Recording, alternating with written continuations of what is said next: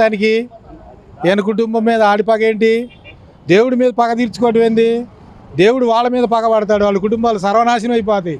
ఇప్పుడు అందుకని వాళ్ళకి వణుకు పుట్టి నిన్న అర్ధద్దా అని చెప్పి కరకట్ట మీద మీటింగ్ పెట్టేశారు. మీటింగ్ పెట్టడం వల్ల భయం వేసే కదా మీటింగ్ పెట్టింది. జగన్ గారు ఎక్కడ లడ్డు విషయంలో ఆయన ఎక్కడన్నా స్పందించాడా? ఎక్కడా స్పందించాల ఆయన.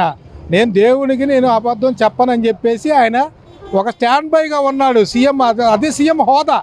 వీళ్ళదేంటి అడ్డగోలుకు వచ్చిన పదవులు కాబట్టి నోటికి ఏదొస్తే అది వాగి నాశనం చేసుకోవడానికి, ప్రజలను ఇబ్బంది పెట్టడానికి వచ్చారు వీళ్ళు తప్ప వీళ్ళు ప్రజాపాలన చేయడానికి కానీ ప్రజల వైపున ఉండటానికి కానీ వీళ్ళు పరిపాలన చేయడానికి అనర్హులు ఇద్దరు.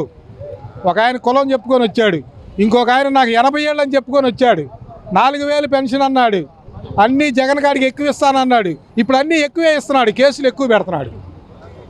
అన్ని కేసులు ఎక్కువ పెట్టుకుంటా ఆయనే చేసుకుంటా వస్తున్నాడు. భయం లేకపోతే ప్రెస్ మీట్ పెట్టాల్సిన అవసరం లేదు. నువ్వు తప్పు చేయలేదు కదా, క్యాబినెట్ మీటింగ్ ఎందుకు పెట్టావు? క్యాబినెట్ మీటింగ్ పెట్టకూడదు కదా. నువ్వు లడ్డూలో కల్తీ జరగలేదన్న అన్నప్పుడు నువ్వు ఎందుకు పెట్టావు ప్రెస్ మీటు? ఒక సీఎంగా ఉండి ఒక డిప్యూటీ సీఎం అయి ఉండి మీరు ఎందుకు పెట్టారు ప్రెస్ మీటు? క్యాబినెట్ మీటింగ్ ఎందుకు పెట్టారు?